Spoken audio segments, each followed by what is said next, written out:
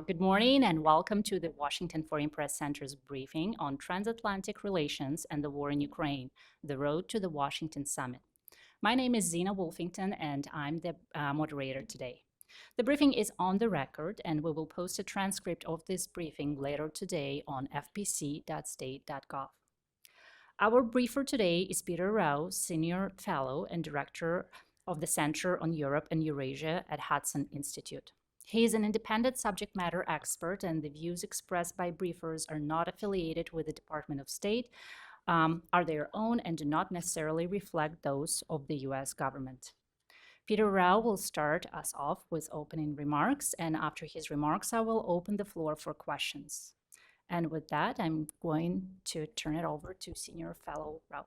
Thank you. Thank you very much, and thank you all for being here. Hello to those of you who are joining online. It's a great privilege and honor to be here, and I thought I would just begin with a few opening remarks on the NATO summit itself, almost in staccato style, a few unrelated points, and then from there move to the broader geopolitical situation before turning it over to you all for questions. So perhaps just to begin and almost to state the obvious, this will commemorate the Washington summit to be held in July, 75 years of alliance. And it really is an opportunity, I think, for President Biden to bask in the glow of 31 other allies, as well as many other partners who will be traveling, welcoming them to Washington and showcasing the American multilateral alliance system in Europe. Because of that, though, I would say that there are also a few almost downside risks which we should pay attention to and closely observe as we report on the summit and the lead up to it and observe its proceedings. The first is to be sure that this is an American summit rather than just a Biden administration undertaking. This will take just days before the Republican National Convention. And for that reason, I think the Biden administration will take care to build in senior congressional representation, which I think is rather important. And it will also attempt to broaden the discussion by bringing in Republican thought leaders and others, really making this an American undertaking and effort, which is really in the spirit of what NATO summits have been in decades past. Moreover, I think the Biden team will lean in on the subject of burden sharing. In 2013, prior to President Putin's first intervention, the annexation of Crimea in Ukraine, only, I think, 3 allied members spent 2% of GDP on defense. Of course, there's the famous Wales Pledge from 2014, where alliance members committed themselves to that.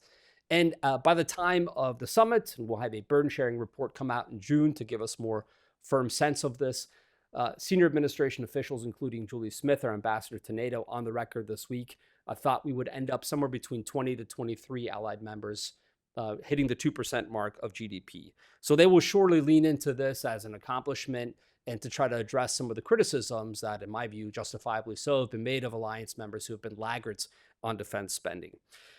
There will also be a heavy focus on the DDA family of plans, which were blessed in Vilnius. These are the new battle plans to actually, if necessary, deter and then fight a war in the European theater.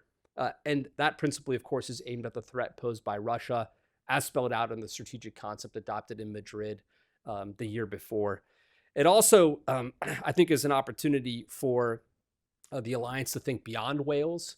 There are some concerns that allies, so as not to embarrass Joe Biden, will come to Washington for the summit and parade 2%, but there will almost be accounting tricks, or they'll empty their coffers to hit 2%, but in out years, those numbers might lag again. So I think it'll be important to really make clear this is a permanent commitment and then move beyond the 2%, because virtually everyone one speaks to in the alliance that deals with security issues, the analytical community in Europe and the United States recognizes that 2% probably is no longer enough. We might need to hit 2.5% or more.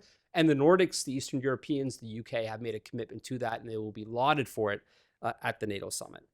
And lastly, the last sort of threat to the summit, if we can put it that starkly, is the counter-programming that will sure to take place in the Kremlin. We know that Xi Jinping just had a swing through Europe. He purposely chose heading to France, Hungary, and Serbia as his 3 destinations of choice. I think in France, to accentuate strategic autonomy as a theme, something which the Chinese have been sort of in support of in recent years.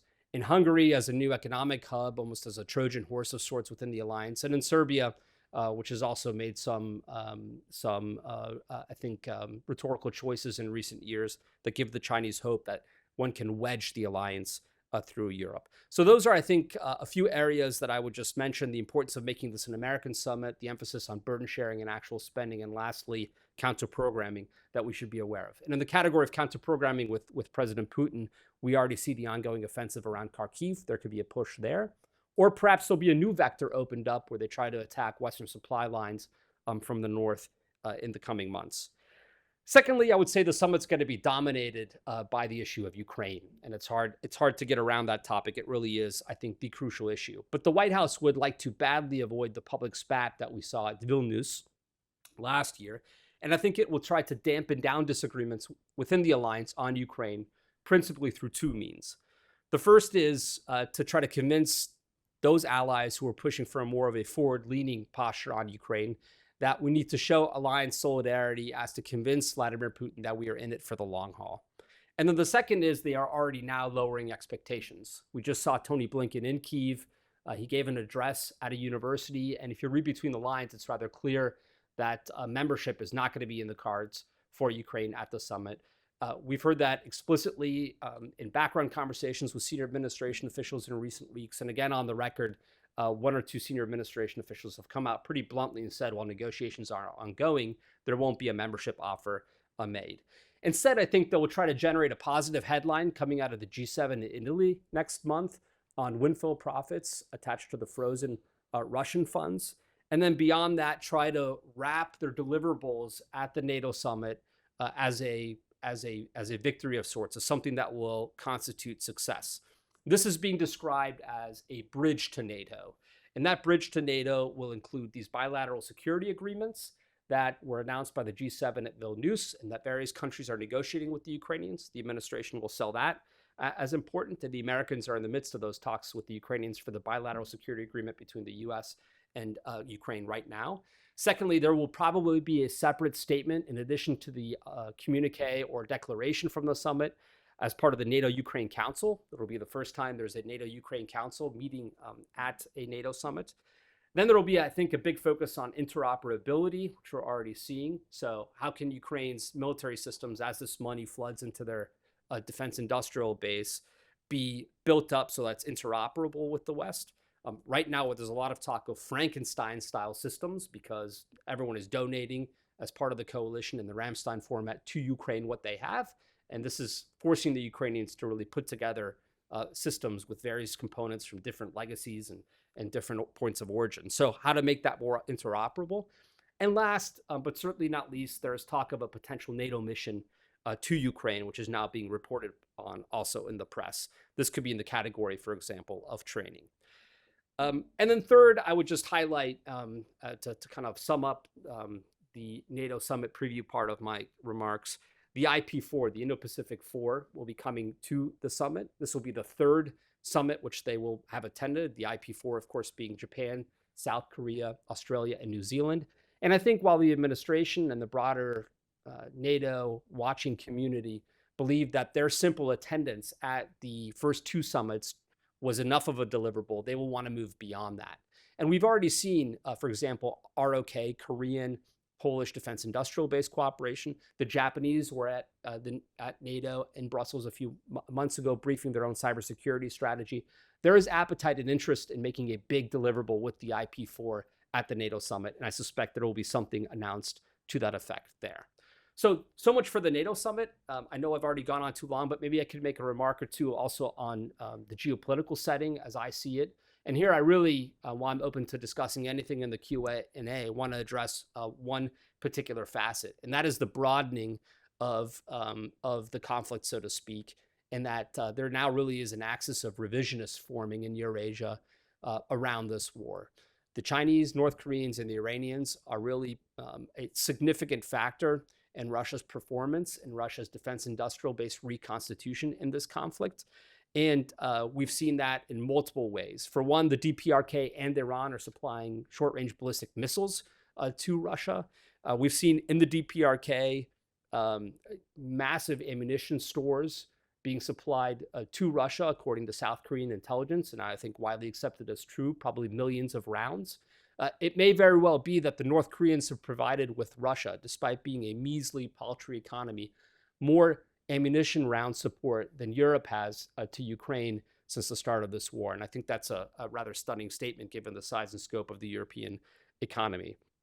Uh, Moreover, the Iranians have been instrumental in providing Russia with a drone capability. There's now a joint facility established in Tatarstan where Russia is developing large numbers of drones based on the Shahed model, which the Iranians pioneered. This has played a crucial role in the war in Ukraine.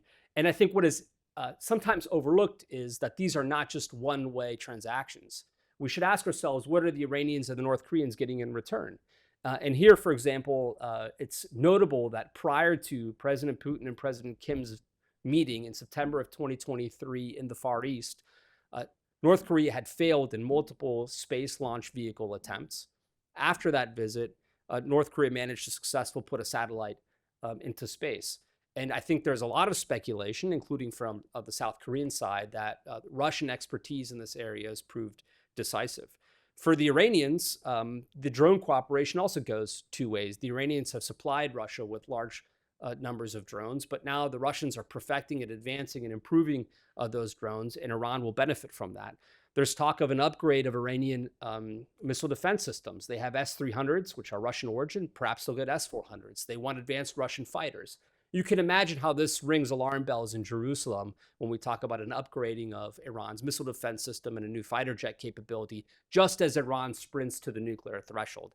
So again, we are really in an era where the defense partnership between Russia, the DPRK, and Iran is potentially upgrading those rogue nations' defense military bases in an unprecedented fashion, in a scope and speed that we haven't seen before in decades. There was just recently, for example, a DPRK scientific delegation in Moscow. All of that, I think, should worry us tremendously. And then there is the PRC, which, of course, how can we not quickly make a point about that, given that President Putin is in Beijing and now traveling onward to meet with his Chinese counterpart.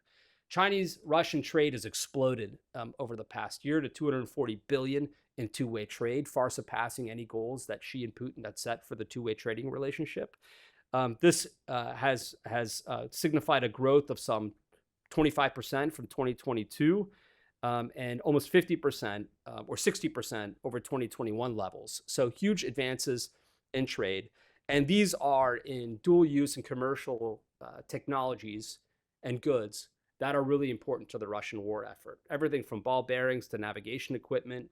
My colleagues at the Center for Strategic and International Studies have a good report out on this issue, a variety of components, machine tools, microelectronics that matter for the Russian war effort. And as Chris Cavoli, SACIR, testified before the House Armed Services Committee in, I think, a month ago, the Russian reconstitution is taking place much quicker than any of us would have imagined because of the huge Chinese industrial and economic support. They are the customers for Russian oil that really have allowed Russia to sustain both revenues, which in turn fund its war effort, and outright military kit there. So with that, I'll just say on sanctions enforcement, I think the administration is trying to counteract this through four primary methods.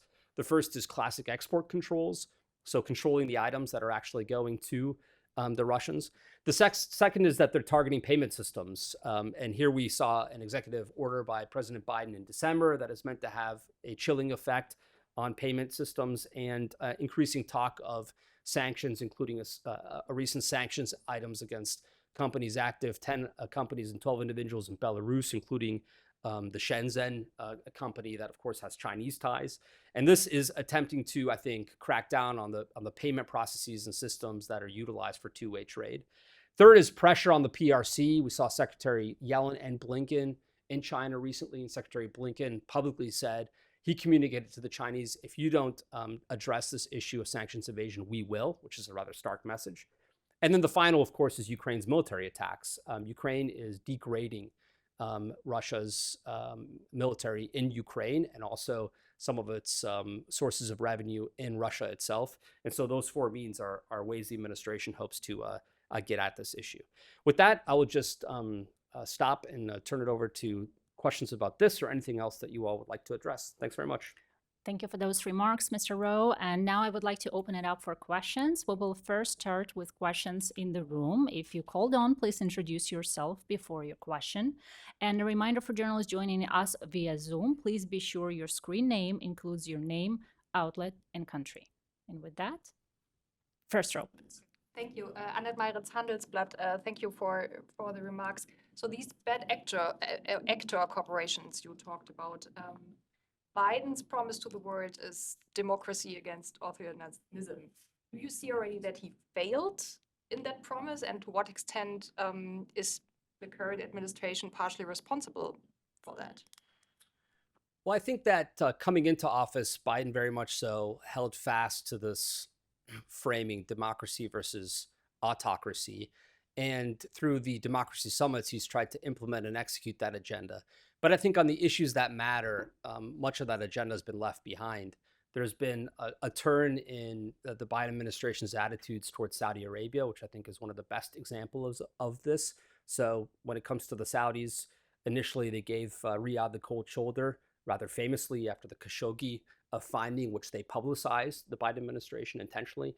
And now they are working very closely hand in glove with the Saudis on a new regional order in Gaza post the Israeli operation. They've shown little to no embarrassment in working with the Chinese on areas they think are fruitful or necessary for cooperation, for example, climate change. And they sought to selectively engage Russia from the very beginning, including that famous summit with Vladimir Putin in Geneva in the summer of 2021. So I think there's been a rhetorical sort of rallying theme of authoritarianism versus authoritarianism. But in execution, I don't think that that's always been characteristic of the administration's approach. They've wanted from the very start to get back into a JCPOA 2.0 with the Iranians, for example. And while that policy has failed and is in tatters right now, they sought that cooperation from the very start, even when the president was making those arguments. So I think I view this as a rhetorical rallying cry, but not really imprinted on the administration's actual actions. Thank you. I'll go next to Olga. My name is Olga Koshelenko. I am journalist with 1+1 Media Ukraine. You have already mentioned that NATO membership for Ukraine is not under consideration. What is the most significant outcome Ukrainian leadership could achieve at this summit? And secondly, American leadership consistently says that they are not going to send any American troops, including instructors, to Ukraine. Could this point be reconsidered at this summit? Well, General Brown, I think in the New York Times today, if I have it right, characterized a NATO mission or a training program for Ukraine as inevitable. So it may very well come at some point, and it may very well be up for consideration. But to date, that is obviously a decision for the president. It's a political decision, and it has not been revised. So American forces are not in Ukraine. But if that report is at all to be believed and well sourced, then perhaps it'll be up for consideration at some point. But you know, I think the administration is making a mistake in not considering NATO membership for Ukraine, conditions permitting, which is to say one can offer membership for accession talks. President Zelensky himself has said he recognizes Ukraine will not get into NATO so long as there is an active war in the country. And so one could offer membership to Ukraine with the caveat that membership will not take place until all the allies agree that the conditions are ready for it. This is a proposal that my colleague Luke Coffey has made in front of the Senate Foreign Relations Committee, Europe Subcommittee. He and I have also made it in a report, which we can pull up at hudson.org, called A Strategy of Courage.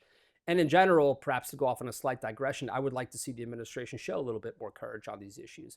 It does not stand to reason to me why, when the Russians are prosecuting an offensive from Russian territory on Ukraine's second city, which sits mere miles from the border, Ukraine is handcuffed from using Western systems to strike Russian industrial supply and advanced units that are massing on the other side of the border. So long as Russians can sunbathe in Russia, can build up their war kit there before crossing into Ukraine, to fight Ukraine. So long as that is the case, we should not be surprised if Ukraine has difficulties and challenges on the battlefield. On the one hand, we expect them to break through and bathe in the Sea of Azov in their first counteroffensive, but in the next breath, we're telling them all the things they can't do and restricting them. So I think in general, the attitude here has to be much more competitive with the Russians. It has to be much more aggressive in that sense, rather than restrictive and I think tepid and incremental, which is, to my thinking, a recipe for failure.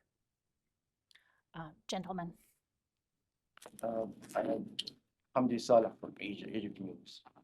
You talked about the connection between, what's happening in Iran and the alliance with the Chinese and so on. But what we can see is that there is a link between the war in Ukraine and what's happening in the Middle East. And the supplies of military equipment and so on is really facing a problem in terms of supplying both sides. Do you think the NATO conference will have time to discuss what is going on in the Middle East and how to pacify this particular region, particularly in view of the fact that the Arab Summit, which was convened in Manama, Bahrain, called for a peace conference? Do you think there is a possibility of having at least a panel to discuss what could be done to really pacify the region?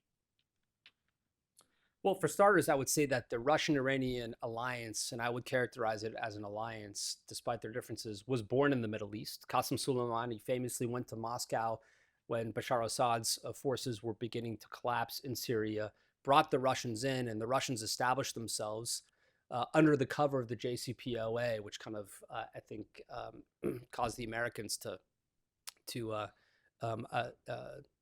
look at the region, I think, rather naively, or it was the vehicle through that. The Russians established themselves in Latakia. They established an air base and a naval contingent, and they acted as the air force for the IRGC ground forces that backed Bashar al-Assad's troops and destroyed the Syrian opposition. That was really the starting point for this coalition, which has now expanded to the Ukrainian battlefront, where, as I said, with drone and ballistic missile transfers across the Caspian, the Iranians are reinforcing Iran. So there is a Middle East connection in the sense that this relationship, this alignment, and even outright alliance began years ago and is now playing itself out in Europe. I have not heard, and I would be surprised if this were on the agenda, that the Middle East is going to factor in the NATO summit. Events notwithstanding, if there could be a major cataclysmic event of one sort or another that intervenes and forces it on the agenda. But Russia will be the top issue. Terrorism will be an important topic. Turkey has consistently insisted that this remain a topic on the agenda. And of course, it is listed in the strategic concept as the second threat, so to speak, to the alliance in the order of the paragraphs from the strategic concept that was adopted at Madrid. I think China will come up, climate change, readiness. These are some of the topics, but I've yet to hear Gaza, the war in the Middle East come up in that way. Yeah, it's uncertain to me that it's unclear to me that how and if it would come up. Please. Yeah. Thank you.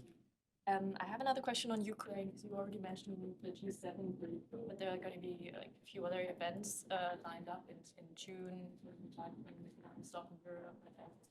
Ukraine conference in Berlin before the G7, and then the Ukraine conference in Switzerland after the G7. So I wanted to ask you if you could elaborate a little bit more what you were expecting, like precise outcomes of those series of events at the beginning of June, including the G7 there, in terms of Ukraine, because that's going to be a big topic all over there. I think the outcome from the Switzerland meeting will be to show the world that there really is only one peace plan on the table, and that is President Zelensky's. Andrei Yermak came to Hudson Institute last year. He presented the I think it is 10-point plan for Ukraine at that session, and I think it's meant to show the world that Ukraine has a plan, and it's to show the world that Russia is isolated, given the number of attendees that are expected in Switzerland. I also think that each of the principles that undergird the Ukraine plan, the Zelensky plan, if you want to call it that, for the war, have broad backing in international law or in General Assembly resolutions or even in UN Security Council resolutions. So the principles are, I think, relatively accepted. And hammering that home, drawing attention to it, has been, I think, the goal each step of the way since this was rolled out at each of the meetings, in Switzerland being the latest. As for the Berlin meeting, I'm not sure I have too much to add. Obviously, they will be working out the economic needs both now for Ukraine, but also when reconstruction eventually comes. So how does one build in a private sector component? This is a German-American initiative that's relatively new. That'll also feature, I think, at the Berlin meeting. And connected to that, of course, is the G7 discussion around windfall profits. And that debate is still alive and still raging, or still ongoing, I should say. Perhaps raging putting it too starkly. But there are some disagreements, as I read it from public press reporting within the G7, on how to deal with Russia's sovereign assets, which are frozen in Europe and the United States. And I would suspect that they want to drive towards an announcement on that at the G7 in Italy. Pavel. Novak, Czech Radio. NATO has a tool which is called the Membership Action Plan. So it's a roadmap leading to the future membership without guarantee that that state will be adopted as a member. But so do you think that this plan, providing this plan to Ukraine, is a far distant future for Kyiv? And if I may, second question about Trump and his warning that maybe United States won't respect Article 5 in case that the European partners are not responsible and they are not paying that 2% of GDP for defense.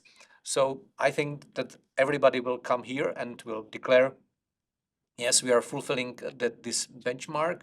So is it just rhetoric? Is it just show before elections? Or do you think that Trump would fulfill such warning in case of some deterioration situation in Europe?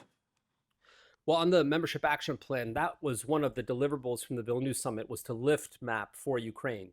So the Ukrainians do not need to go through the MAP process, just as Sweden and Finland did not either. The NATO Ukraine Council was another of the major deliverables. And I think that's part of the issue for the Washington summit. The low-hanging fruit has been plucked, so to speak. The obvious deliverables have already been offered to Ukraine. So now what is the next step? It's a bit like the IP4 issue I just described. Their mere attendance at Madrid and Vilnius was accomplishment enough. But now at Washington, they're looking to take the next step to justify their presence and to make it a relevant agenda item. And so I think we'll see an announcement on IP4. And in the case of Ukraine's NATO aspirations, I've laid out some of the ways that they'll hope to bridge, to use the word that the administration likes to employ, Ukraine's expectations with where Washington and, quite frankly, Berlin stand on this issue. And that will include potentially a NATO mission to Ukraine as a deliverable to overcome differences on actual membership. But it'll include a work towards interoperability of some sort.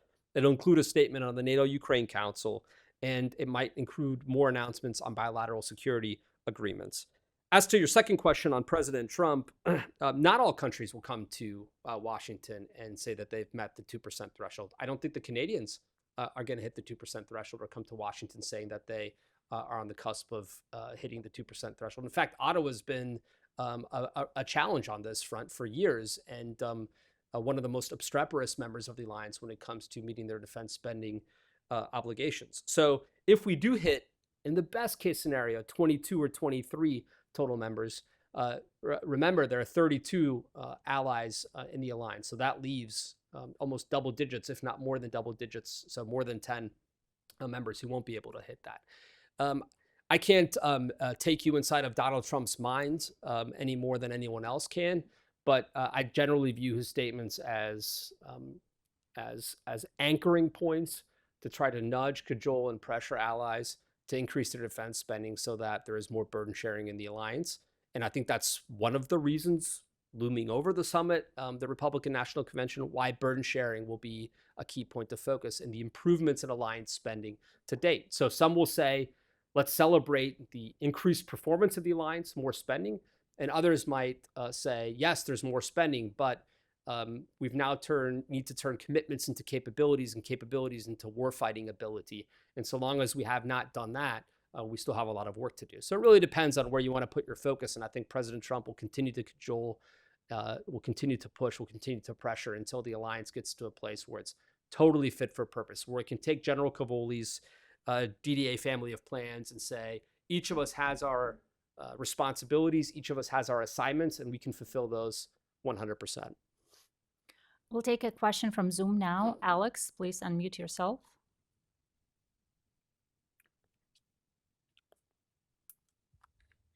Hey, Zina, thank you so much for doing this. This is Alex Rafoğlu from Tehran News Agency. I will follow up on the question on NATO membership. Thank you so much again for making it clear about what was the thinking process, in Washington prior to the summit. But we heard from the secretary in Kiev. I thought he used a metaphor, but he was talking about sort of giving a strong breach to NATO, and he said it should be strong and well lit. Now it's only a metaphor, but what can be done with it in your understanding if the US means it?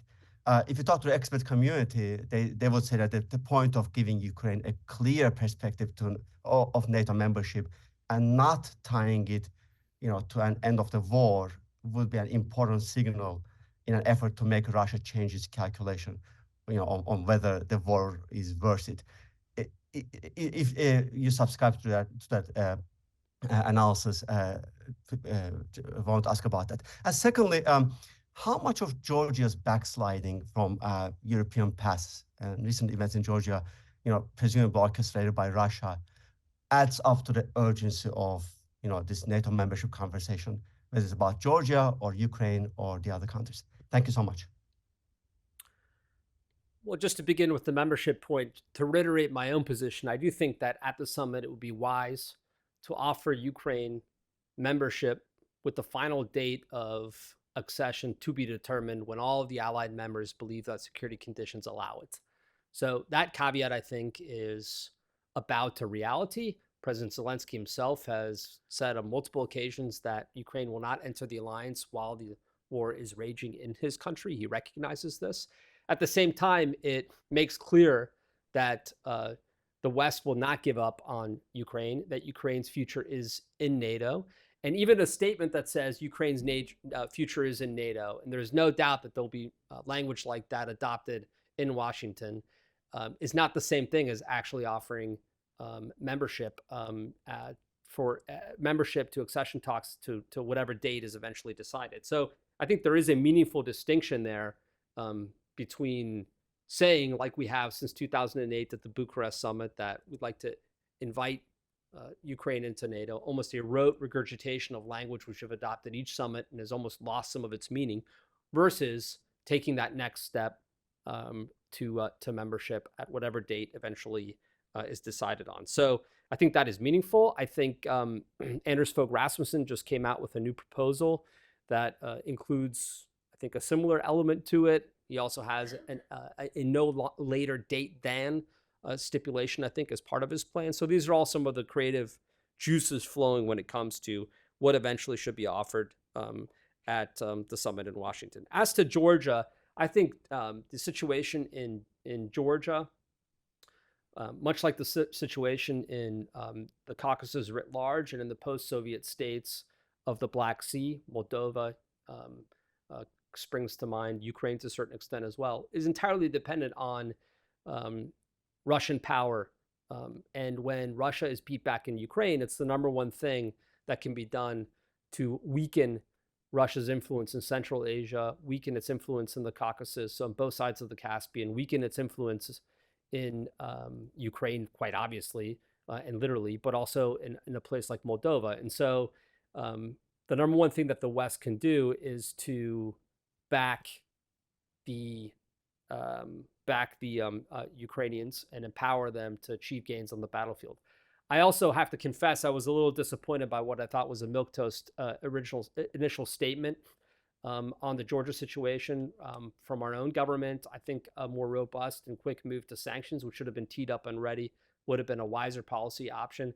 thereby preempting, I think, some of the problems that we've seen over the past week when the Georgian authorities have almost committed themselves to a course that's difficult, even with American pressure to get them to reverse. But I'll leave it at that. Any other questions? I don't see any other questions, neither online nor in person. Would you like to offer closing remarks? That's okay. All right, then with this, thank you so much to Mr. Rowe for your briefing, for briefing us today. Thank you to journalists for joining us. This concludes today's briefing. Thanks.